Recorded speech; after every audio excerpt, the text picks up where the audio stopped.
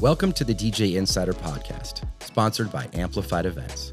It's the only podcast where we break down insider information from our weddings, experience, and advice from over 15 years in the wedding industry. We're your hosts. I'm Mike Kane, owner of Amplified Events. And I'm Joe Obamani, the general manager of Amplified Events. Let's get into it. Well, we're back. Welcome back, Micah. Glad to have you back on the pod. Happy to be here. Yes. It's raining outside, Yep. but we had some good weather for a minute there. But yeah, we just did some recent events. I'd love to kind of talk. And so the last one we did together, besides like bridal shows, tastings, Figs and Fables. Yes. It was a private event, birthday party. 40th birthday party, right? 40th birthday party. And they booked us for an additional hour. Mm-hmm. What do you remember about that gig? Highlights, lowlights, things to learn, takeaways. Sure. There wasn't really any lowlights. There was no lowlights, but I have to, Yeah, I mean. it was an epic party, yeah.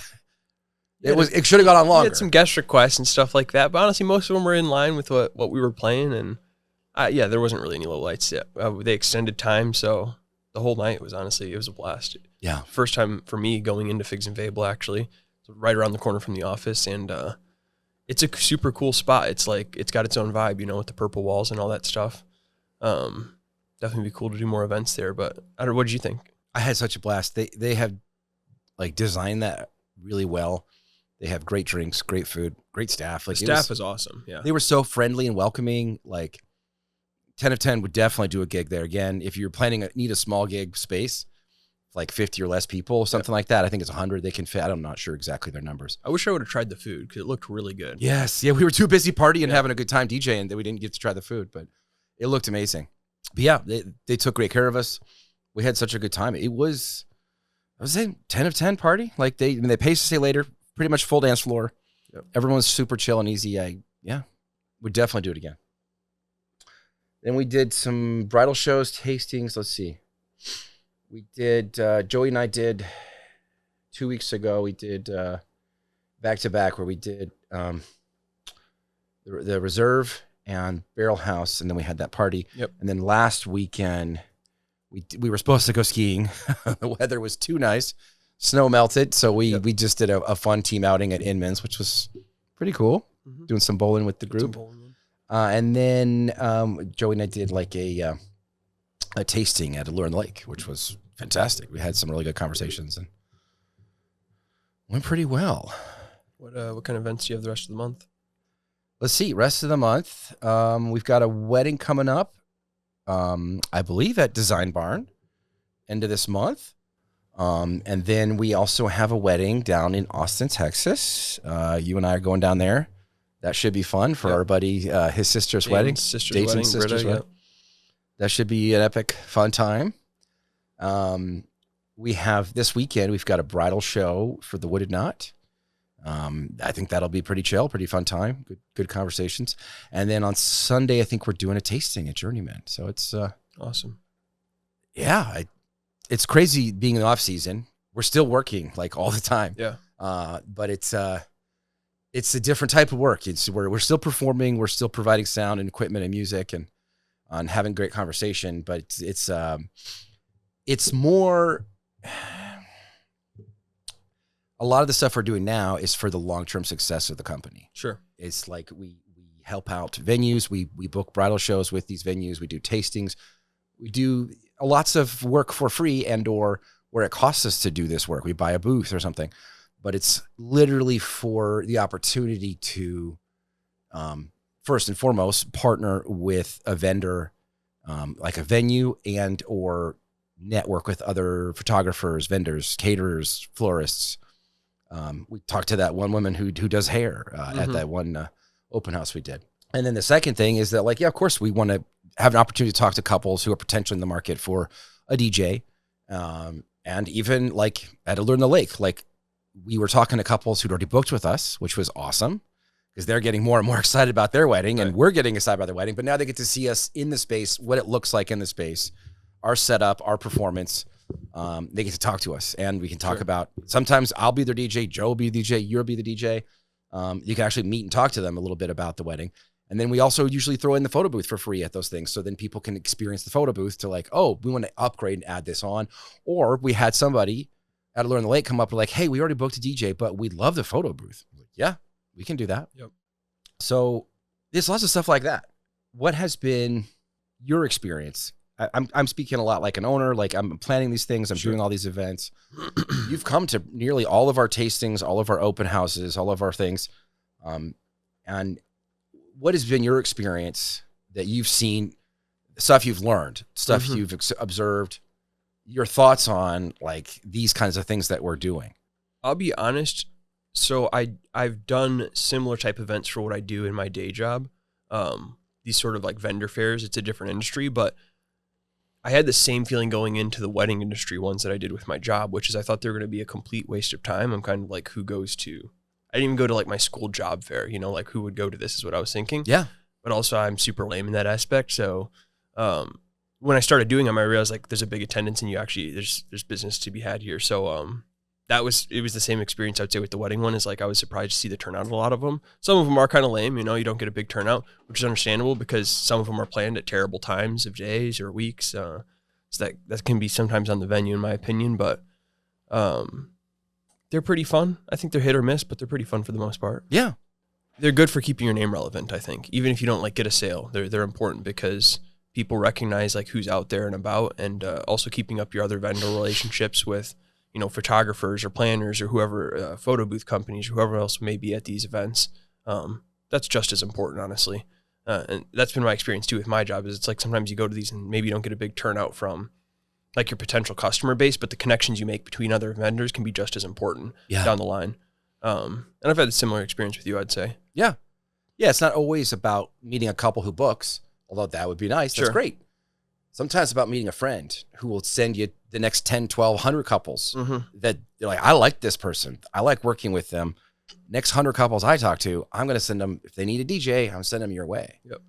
I don't really look at that as like, I've always used the analogy in this industry as farming, that like, we just go out, we have to plow the fields, get all the roots and weeds up, make it the soil ready. Then we plant the seed. Sure. Then we have to water it, fertilize it, and sun and time does its job. And there's a lot of stuff you do that seems like this is not worth our time. It's not worth our energy. It's not worth our money. However, if you're looking at it as a one-off, that what's my ROI on this specific bridal show or my ROI on this tasting? If you're always looking, what's in it for me? And you're always thinking like, how do I get paid from this event? I'm sorry, but like you're in the wedding industry, you're going to get paid really well when you do one event due to the nature of the work and what's on the line. But you're not always going to be making work while you're out plowing the fields. The harvest comes in every year and sometimes there's floods and issues. But if you're out there working on the crops every day, it's all going to take care of itself. And that's been my philosophy with how to be a good vendor in this industry is I try to develop long-term relationships with good people who have the similar values and goals that I do. People who are looking to make a quick buck. Sure. Those aren't my best friends. Do you think the bridal shows have been a good way for you to provide value to the venues that maybe haven't provided that immediate return you're talking about, but like long-term, has that paid off for you? Oh, absolutely. Yeah. We have so many venues that we're the top preferred vendor. Because like we do these things for free for them. We do these bridal shows or we pay. A lot of times we buy a booth, we pay to do a bridal show at their venue. And sometimes that doesn't have a good ROI. You don't make money on that. But it's not about similar to like investing where they say it's not about timing the market. It's about time in the market. Yep. And that's how I look at it. I'm going to keep doing weddings until I die, you know, like I'm just going to always be involved in this industry in some level, way or shape. I might do less. I might have people help me do the equipment the older I get, but I'm always going to be doing this kind of thing. And if we think of it like that, then my relationships are very crucial towards the long-term success versus like, I paid $500 for a booth and I didn't even talk to a single couple. Well, yeah, that'd be frustrating. But, if you do, I don't know, 8 to 20 bridal shows a year and then like 8 to 20 tastings a year, you don't sweat it. Right. especially when this isn't like a big corporate bridal show where it's just like, thousands or millions of dollars, and it's some booking company that doesn't even do weddings. They just booking the. Yep.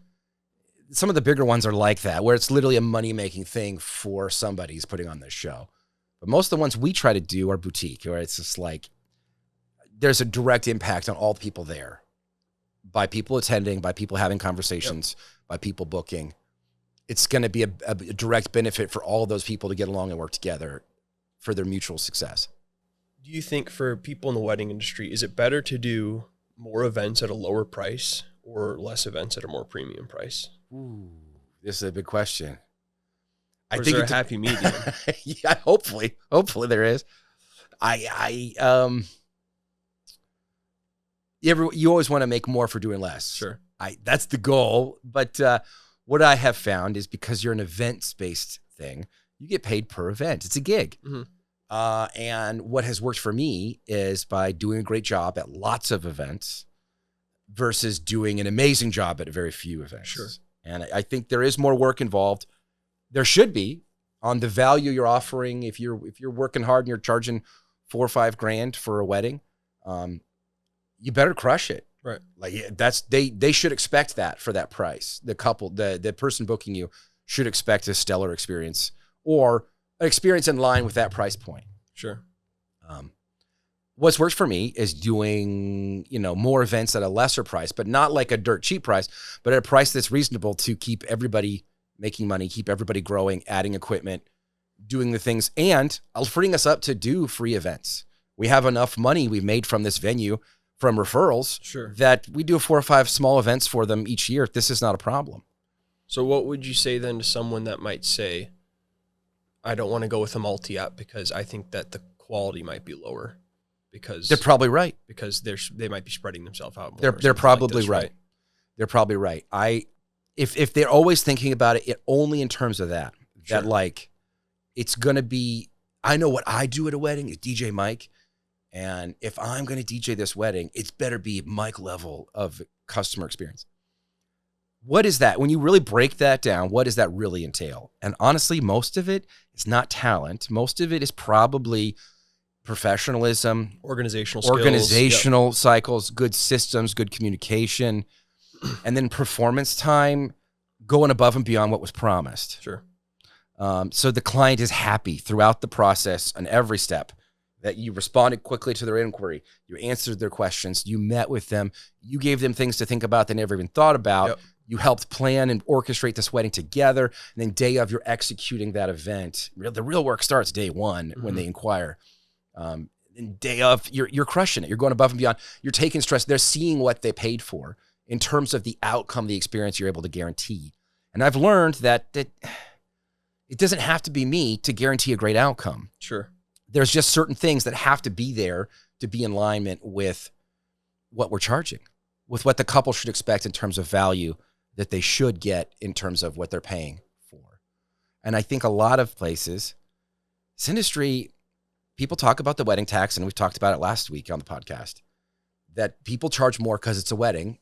There's also more work involved, more stress involved, and it's a singular event that you have to nail. So you should charge more for that, because it's you want an experienced person that they can guarantee a certain outcome that you're looking for, that you want. And so, yeah, I guess long story short, I think it's better to do, at least with what's worked for me, to do lots of events at a little cheaper price and ride that middle line where we're charging what we should charge with the value we can guarantee. And I'd love to, I evaluate that every year. I really keep good data in terms of like, what are our most popular bookings, what venues we're at, where we got the referrals from, mm-hmm, what the couples booked, and what the couples said about their experience. And so I know down to like the dollar amount, what our ad dollars and our relationships have earned us. Correct. And what we made off of those referrals, correct, off of those things. I also am aware of which DJs are top performing, which ones are getting the most reviews, couples rave about their experience, mm-hmm, that sort of thing. That's a good question. Do you think DJs in the area, or not even just DJs, but do you think like wedding vendors, or do you think they're in general charging a fair price, overcharging, undercharging. I've had friends like under 30 like that sometimes balk at the price of some of these things that are like, how could this possibly be, you know, 3-4? They're expecting to pay for some reason $800, you know, to get a photographer, and $800 to get it, and it's just like, in my opinion, super unrealistic. But going on the wedding tax, like you were saying, like, do you think in general, are people overcharging, charging a fair amount? Should they be charging more?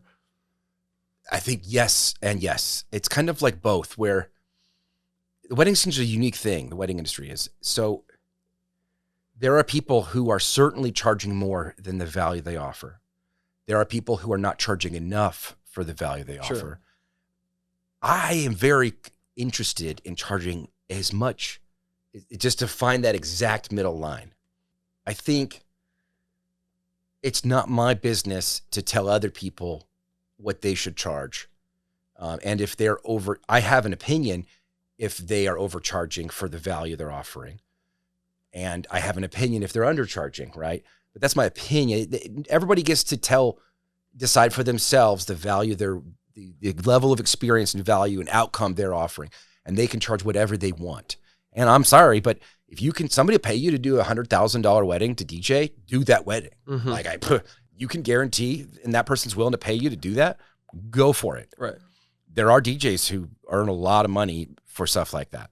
I don't know. I think there's also a certain matter of, I think what happens is people get in this industry, they start learning, so they charge a little, then they start learning more, and they charge more, and they charge more, and just every year, without question, they raise their prices. I think you really should look at, as a business owner, the market you're in. Where did you get these leads from?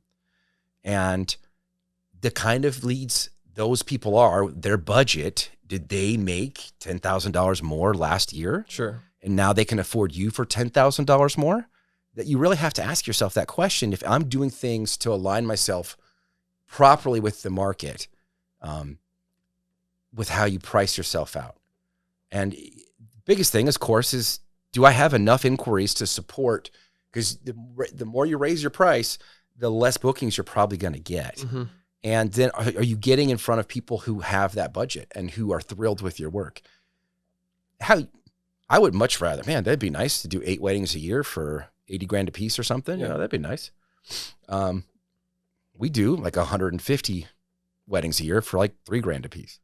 But like, there's lots of other smaller events we do. There's lots of bigger events we do.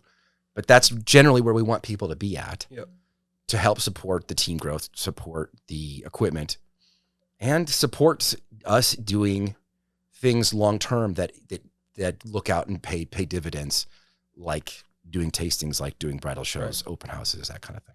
Sorry to jump around here, but go back to the person that might say they're getting like a lower quality with a multi-op, right? Mm-hmm. How do you as an owner maintain consistency in your DJ quality as you expand? Because you can definitely still provide a great experience, right? Even though you might not be getting the best, right? There may be other DJs that are giving you like a Ferrari, but you're still getting like a Subaru or a Honda, right? Like, sure. It's still a great car. So, how do you maintain that consistency, like I said, or quality across your DJs? I literally obsess about this. I lose sleep over this. I think about this all the time. How can I get the most value out of this person to deliver this value to the answer is good training, good equipment, and like consistency in terms of expectation, like following up. This is the bare minimum we need to be doing. And you have to stress the really important things, which in my opinion, they're not that many things. You need to stress, are you listening to the couple?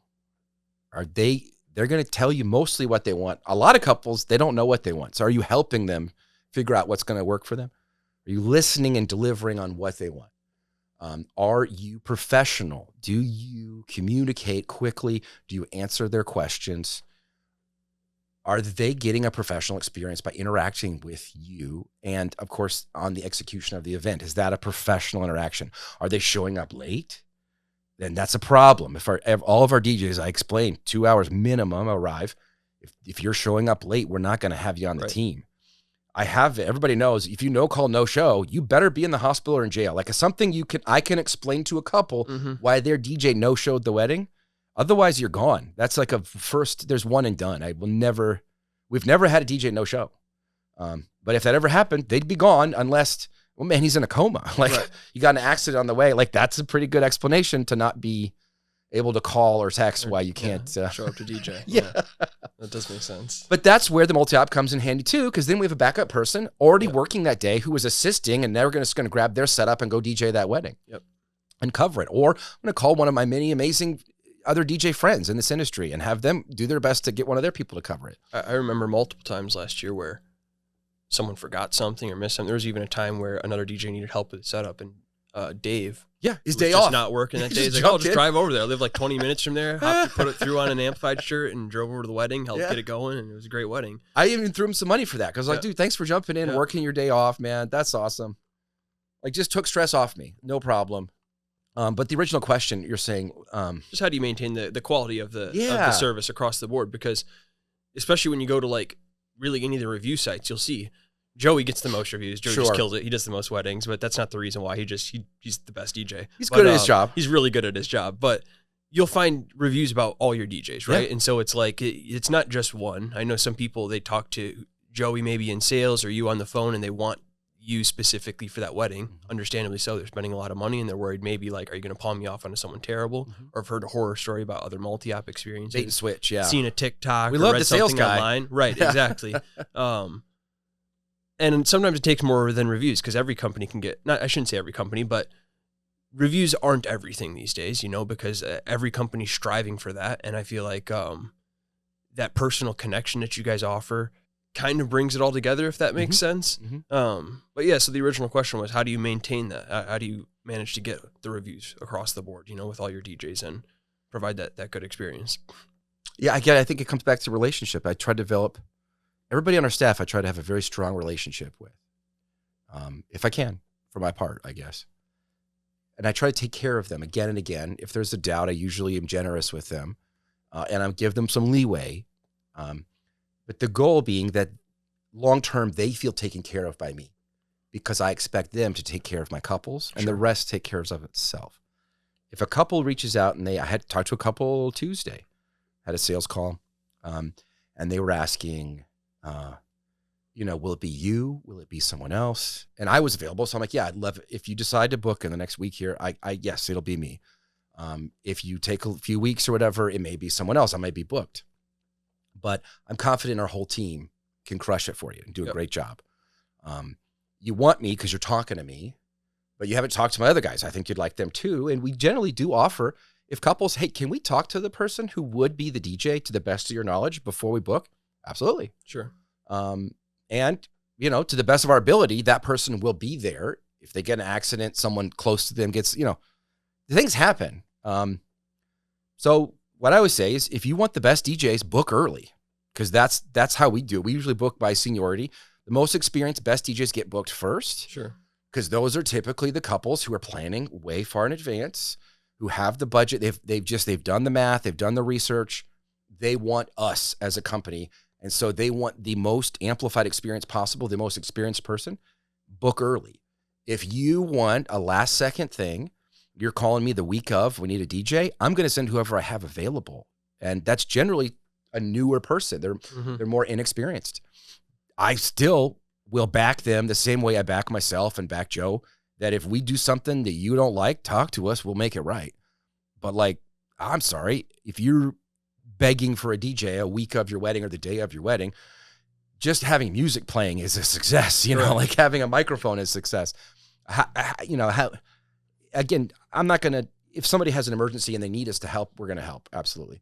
But I'm talking about somebody who really they didn't really put a lot of effort in planning this thing. They just decided last second, everyone else was booked and everybody sent us to you because you're a multi-app and you have DJs available typically. And so we end up with a lot of bookings like that every year just because we have capacity. My best DJ is not available now because it's a week from your wedding, but I have a good DJ who I think will do exactly what you need. Right. meet all your contractual needs. And Yes, make a yes. good time and have You're a going to good be wedding. happy. You're going to Just be like have happy. 10 years on the board of experience, right? Yes. You're going to be glad you booked us. You're Right. going to be glad we answered the phone. We're available. Yeah. For you, how long does it take to get a new DJ ready to go? 2 years. If it's better than that, like you, Happy. like Happy. you, Yeah. you're, Happy. Micah, you and I will make a lot of money together. yeah, yeah. Oh man, that's you're a multi-ops dream, Micah. Sure. That you jumped in quickly. You picked up things that like the culture of the team, the nature of the work, the technical side of the equipment, the mixing. But you got the people side right away, which is really something that can't be taught. You either get it or you don't. You are able to get strangers to trust you very quickly, and they should trust you because you have integrity. You follow through on that. You're not a trickster. And so, I mean, I played gym poker, so Yeah. I know. Yeah. But yeah, so You had the ace. yeah. Son of a gun. But multi-op owners dream of someone like yourself, like somebody who's new to the industry, but have people skills, like the work itself, Right. like interacting with people. It's like check, check, check, check, check. And then it's like, man, this guy got up and running. We had you interviewed in February last year. We basically got you at your first training early on, a couple weeks after that. Yep. We had you start assisting gigs in like March and assisting April. And we had you on your first lead, I think like late April, early May, I want to say, on your first lead. And that was like a co-lead where two of you guys were working together. And then you were doing your first weddings by June. Yep. That is unheard of, at least in my experience, unless the DJ had already DJ'd other weddings and other Correct. events and Right. things. But it's a testament to who you are as a person, how you're able to pick things up quickly, learn quickly, and be trustworthy of that, and have the follow-through, the integrity to do it. And honestly, it's also a testament to our systems. We had everything ready to go, and we had work for you. Yeah, Just to boom, make boom, it boom. super easy. Yeah. And then suddenly now you're an integral part of the team. And I've known you since you were, for years. Yeah. I've known who you were, you know who I was. But I didn't really get to know you until this past year. Yeah. And it's wild to me how we can go that quickly to now we're on a podcast talking about it. Yeah. You know? What do you look for then when you are hiring people into your team? Like what's super important? Because you've mentioned before on the podcast how like the DJ technical skill isn't the most important skill set to you. Not so personally. Like, what do you look for? No, the technical skill is the least important thing because it's the least thing couples care about. If you can run a microphone well and you can hear it, and you can EQ it, if you can have sound where people can hear the music but it's not too loud, and you can follow instructions to play the songs that the couples Pick want. a good song. You have basic understanding of like, they're liking this song, they're not liking this song, get out. You know a good song to pick next, you can DJ no problem. You can make it a lot better if you know how to mix and do fun things. And so, but yeah, that's the least. Technical skill is the last of my thing. But the biggest one are you personable? Like, do I like talking to this guy? And do I want to know more about this guy? And do I trust him? That's hard to teach. It's kind of similar to person. Are they a people person? Do they like talking, interacting with people? Are they comfortable doing that? The biggest thing is, can they communicate effectively? That's actually a big thing that getting into DJing, I didn't realize. Communication is actually really important. People are paying you thousands of dollars. You need to answer their call or get back to them quickly. And you need to follow instructions, attention to detail, at least in some degree. I'm also looking for, I call it gaff, like, do they give a fuck? Do they care about the work they're doing? Like, it's more than they're getting paid, of course. They like the job, of course. They like people, of course. But do they care about doing a good job? Again, that's not something, the other person cares or they don't. I truly don't believe you can pay someone enough money to care. I agree. I generally, when we're interviewing potential DJs, I'd rather they had no experience in DJing. I'd rather they had experience in a similar market. Event planning, event production. They were what I loved when I sat down with you to interview you, you had sales experience. So you already understand that, like, this is a business and we're here to do good business. Right. And you understand what that entails, and you have real strong people skills if you're doing sales. And then you'd been a bartender. So you understand what it's like to talk to drunk people and deal with that whole thing, and work as a team in a high stress, environment where people are making demands last second and trying to pull your attention some way. And the other thing is that you came highly recommended. I already knew your family. Yeah. I knew your brother and your sister. Knew Dave well, who who recommended you, one of Yep. our other DJs. And so you already had like a networking advantage over any other buddy I had interviewed. But what really sold me is when I sat down, you were enthusiastic, you were interested, and then you proved it over time and time and time and time. So reliable, that's the one I want trustworthy, reliable people. You know, you showed up on time to the meeting. I generally will goof with that even. I'll give a false time or I'll change the time at the last second to see how they adapt. Yeah. Like I'll get there super early and I'll be like, hey, I'm here an hour early. Yeah. No worries if you can't make it. Yeah. But if you can, yeah. What's one of the funniest or like strangest, unexpected things you've had happen in an interview? Like, I can't believe they just said that. Or I mean, lots of people don't even get an interview because they just fail so many. I mean, I had people apply and I go to their Facebook. I check their social media right away. See if it's public. If it's public, I see what kind of things they post. What do they post? I had some guy with like Nazi stuff and guns and like just hate speech. Yeah. And I go, the bride and groom are also going to check this. Yeah, right. Like, I'm going to hire you, dude. Right. Like, he's like literally holding guns and like doing just really creepy, weird, off-putting, concerning things. And I go, this guy wants me to pay him to trust him at a wedding with couples. Yeah. And he's got clearly like a tattoo. I'm just like, what is going on, man? Like, Jesus. Yeah. Crazy. Everybody do you, but I don't have to hire that person. Yeah. Definitely people who immediately reach out and like, what to pay? What's the money? Yeah. Like they just it's very clear that I'm going to pay them well. I'm going to be generous with them. I'm going to take care of them, give them every opportunity to make more money through bonuses, through raises. Sure. And give them more opportunities for more work. It's very gig work. So if I've got a lot of gigs, I can give out more gigs. And the way you get more gigs is by doing good gigs, developing strong relationships with the gig givers, you know. One thing I've noticed working here is there's really no internal conflict. In the past, have you had to find ways to navigate like DJs fighting with one another within your company, or has that not really ever been an issue for you? It's never happened. Yeah. I try to hire, again, the personable side. I like this person. Other people will like them too. Not everyone's best friends, but most of our team's pretty close. And we actually like to hang out and spend time together. Most of us hang out outside of work. Yes, we're friends, So I try to create an environment where that's really easy to do and lots of opportunities to do that, where you can get to know. We always start our team meetings every month by doing like 4 or 5 icebreaker questions, which are just off-the-wall thing where people can share and open up. And if it's going well, that's half the meeting, where we're just ice-breaking and making jokes and talking about this wild thing people want to do on their bucket list, or like if they could be living in any video game, what they would do. One hill you'd die on, even though it's insignificant. Yeah, things like that. Yes, yes. And we want always to develop strong culture in our team.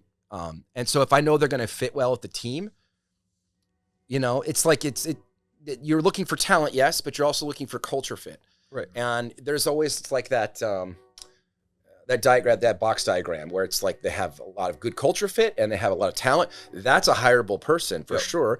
And then there's people who don't have the best talent, but they have high culture fit. Those people are trainable. Mm-hmm.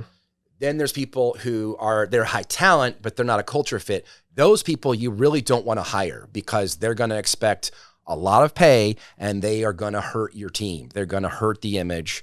They think they're worth more than they are. Yeah. And then there's people who have neither. They're not a culture fit and they don't have talent. But if I'm going to hire, I'm always looking for culture fit. Are you able to deliver the experience that we're promising to our couples? Are you able to fit in well with our team and you get what we're going for here? That's a real quick. Yeah. And I'll train the talent.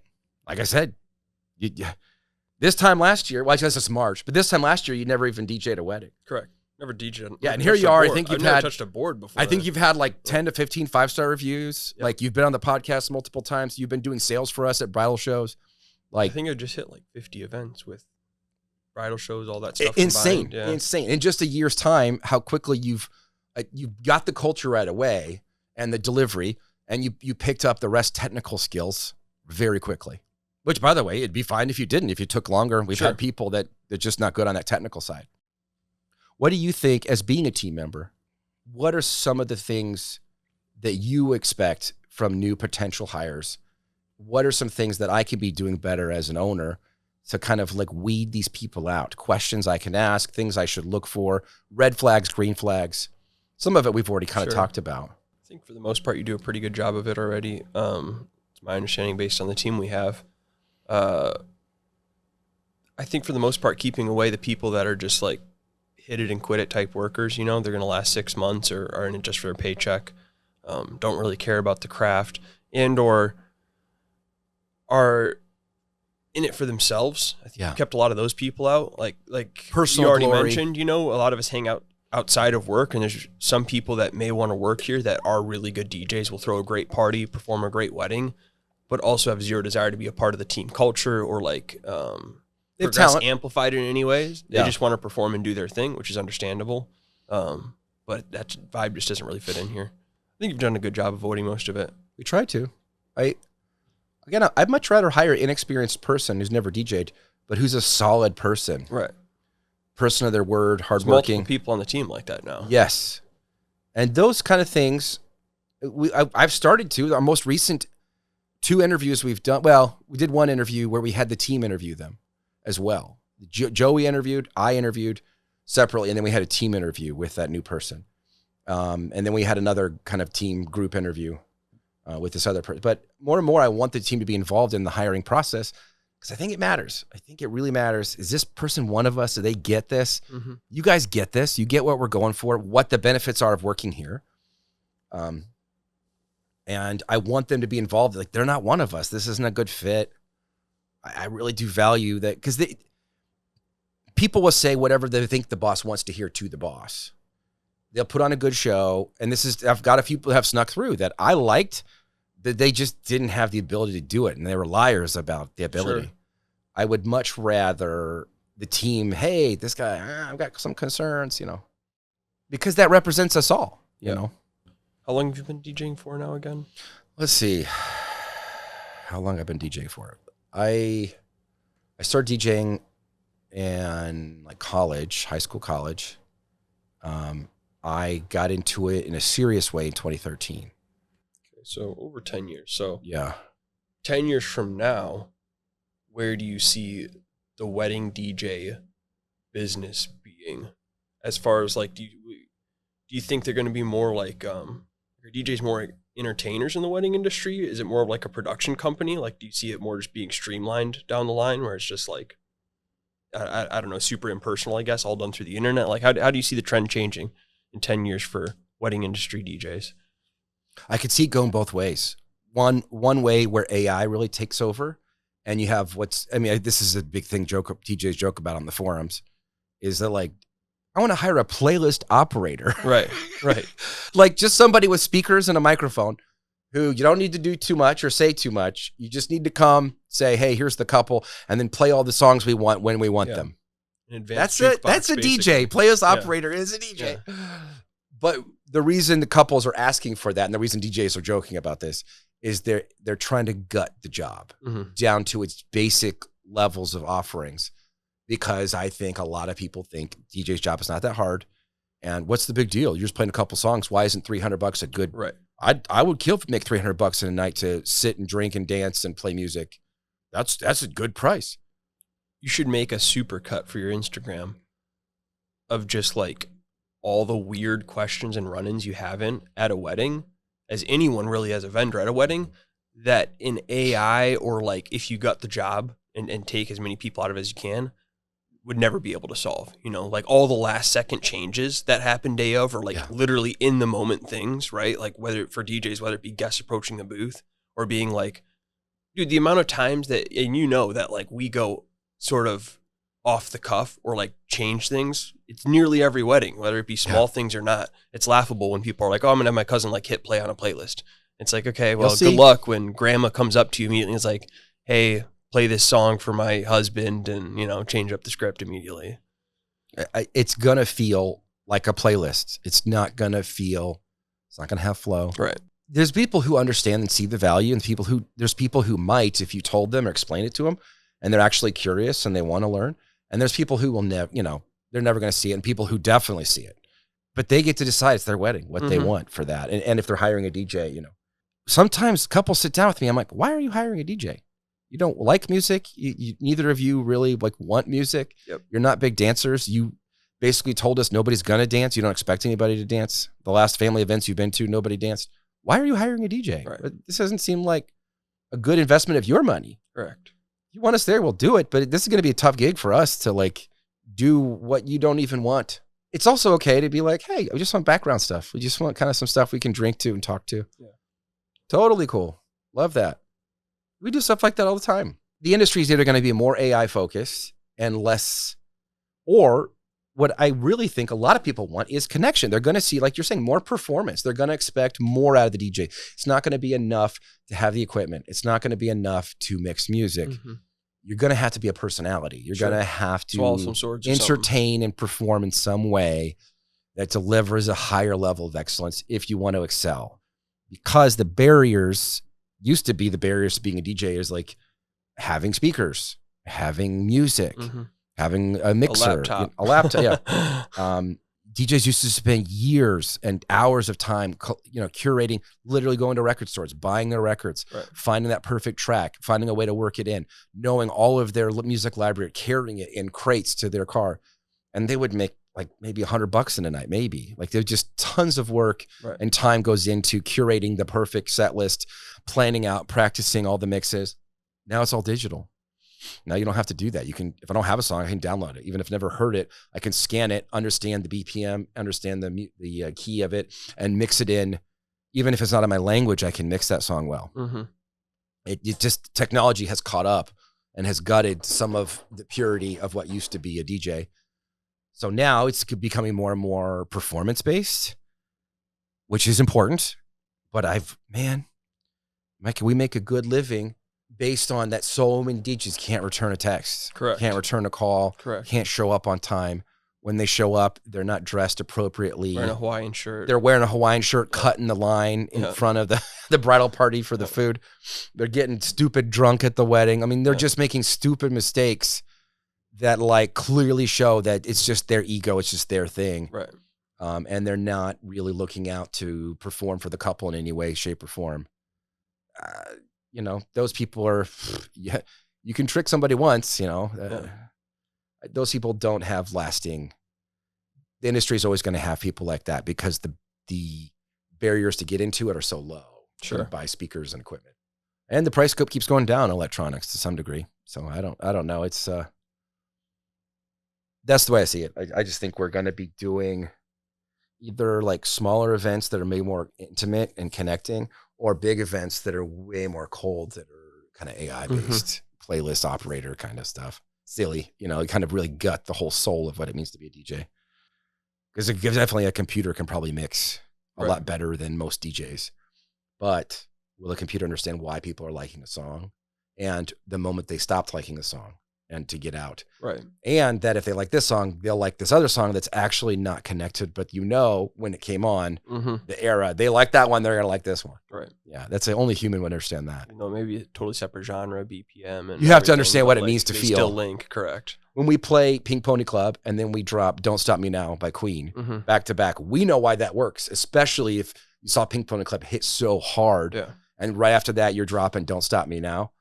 You understand what most people understand. DJs get why those songs work together, but a computer may not. Right. They would never choose to play that song next. But you and I've seen it work every countless times. Yeah. What do you think? Based on kind of do you see? I don't know. It's hard to say because seeing a lot of industries, people want to take away the personality out of everything, just like buy it online. White label, got it. Yeah. Click and buy. And like, that's actually been a really somewhat popular business model with Tesla. Is like, that's one of the only cars you can buy by just like, you basically buy it online. That's how you buy their cars. And you go to their store and pick it up and they show you how to work it. But for that industry, it's unique because you've removed the haggling process. But I think for a lot of things, I mean, at least even in our area, like people just go out less. Like the age of technology is obviously hard. So I could see it being that like this AI type thing where they just like, it's an advanced jukebox essentially for the night. Or maybe they want more of a performance-based thing. I don't know. I think it might not change much just because ultimately it seems like the bride and the groom, unless they stop caring about that personal touch, I don't see it changing because like we've already talked about, the DJ technical skill is so little of it. you can already send out a pretty inexperienced DJ, and as long as they know how to pick a right song, basically do the bare minimum on the DJ side of things, they can still kill a wedding if they can stay organized and do all the personal things, right? Like that's the big bulk of a wedding. Yeah, so, not have gaps between songs. Like keep things flowing, keep things moving. And people seem to hate like AI response when it comes to when things should be personal, right? Like the sales part of things or the planning part. Yes. People don't want an automated, right? Email. They want a person that's quick to respond and going to help them figure things out and answer the questions and come up with their own new questions, right? So yeah, I mean, I don't think a lot of it will change as far as like putting DJs out of business by any means. I don't see that happening. I think most will just shift with the industry, right? And I think most of it will just be like more nuanced things, right? Like photo booths are really popular right now. Maybe cold sparks or whatever, the new gadget is the thing, or the new speakers or the new deck or board. But like for the most part, I don't see it changing much. I definitely see wireless tech taking more and more where speakers, you don't have to plug them in. It all becomes more sleek, more mobile, which is great for your business because that's like a big part of your thing. I do see venues more and more encroaching where venues get their own sound systems, their own lighting, their own microphones. But what I see time and time again is they don't know how to use them. Yeah, the person who bought it trained the owner how to use it, but no one else knows how to use it. And couples are like, well, the venue has a sound system that you can use. And then some of them like, you have to use. Sure. And then they're like, will that save us money? I was like, no. Like, I'm not charging you for my speaker rental. I'm charging you for my performance. Correct. I'm charging you for the outcome I can guarantee. So if I'm using their speakers, that's going to create more barriers for me to be able to provide the same experience I know I can with my stuff. But I'll do it. Some DJs won't. They refuse. I saw a good TikTok the other day of it was a DJ with a bun booth, and he had his speakers wirelessly ran, and his booth was connected to a power pack, sort of like the one you have, and he had the booth on rollers, and during the dance floor of the wedding, he was rolling around with a hat and glasses on, like mixing on the floor, like grooving and spinning around and stuff. I'm just like, this is the wildest thing I've ever seen. That's so crazy. But way to think outside the box. Maybe we're entertaining in that way. In 10 years. Maybe that's the new trend. I've seen DJs with like a mobile, almost like a marching band rig. Where they have like they can board spin. there. Yeah. That's pretty fun too. And more and more we're involving like live music and like a hybrid set where there's a saxophone or a drummer playing along with, or guitar player playing along with the DJ. That's something I see going. Sure. Live music has an impact, has a pop. There's a feel to it that, and again, it's customizing song like September in such a unique way, because now you have this great sax playing over that song. It's a win-win. I think you're right. I think that if anything, that's a big trend that hits or comes back is live music, because we're getting to a weird point now where we're becoming pretty far removed from people having like that type of talent set being more popular, at least, or being involved in events like that. Like there was a time where live music was, you had a string quartet, and live music was always at weddings, right? And we've moved away from that for so long. Now it's like, it's becoming trendy again almost, So those were some of my best weddings this year where they had like a 3-piece band or something playing during cocktail hour. It just like, I could even see maybe like, didn't you used to do like cocktail on vinyl? Like down the line, I could see dinner that on vinyl, because people are like, oh, this is unique, play vinyl records for that instead of removed. Digital. It's fun to do again. Yeah, people like that live music experience. Again, it used to be live. It was always a live band for all weddings because he didn't have the option. DJing was so silly. But then DJs won the war between at weddings in that, like, most people book a DJ, not a band. They don't even think about booking a band. And I think I understand why. Well, because bands are the best at the thing that we've already decided, in our opinion, at least for multi-op, is the least important, which is they have incredible musical talent and ability. Yes. But they don't generally have like the organizational skills, the timeliness, the responsiveness, all the other things that come along. They're not emceeing. They're not emceeing, right? And some of them do, but most of them don't want to do that. That's the thing. They want to perform because they're great performers. And the ones who do that, they're very highly organized. They're very good at their job. They're professionals. They learn the music. They are emceeing. They are providing background music when they're taking a break or something. And they're charging an arm and a leg, Correct. 5, 8, 10 grand. And they should, because they got 5, 6 people, multiple song they have to learn. Like, that's a lot. Yeah. DJs, we bring a lead and an assistant. It's less people, less mouths to feed. But part of the reason I think DJs won over bands is because DJs can play the actual track you want, not a cover of it. we can charge a lot less than you would pay for a live band. Right. And I think a lot of bands priced themselves out of the market, and they weren't delivering the value that couples expected for their money. And I think this happens in every industry, but specifically in the wedding and in the music entertainment part of it. Most people are going to look to hire a DJ now instead of a band because they know a band comes with a high price tag. Mm-hmm. Bands are great. You have the budget, hire a band. They're fantastic. Especially, I can name several bands right now that I have worked with or been to events they've done. They're absolutely outstanding. They charge a lot, and they should, because they can deliver a lot. And I think if you want that kind of experience, you should pay for it and do it. But I think in the meantime, if you don't have that budget, that's most of the population, you should consider a DJ, and you consider a DJ who can perform at that level too. It's wild that in just in my lifetime alone, how much this industry has changed, and the offerings have changed, the goals have changed, the focus has changed. We used to meet to do sales meetings. Now we don't. Now it's mostly Zoom or a call or a text or email. Yep. It's insane. But yeah, that's all I have. I don't know if we've. That's about it for me. Thanks so much for coming on, man. Thanks for asking all the great questions. Yeah. Appreciate all your hard work. And guys, thank you for listening. We'll see you at your wedding. Yep.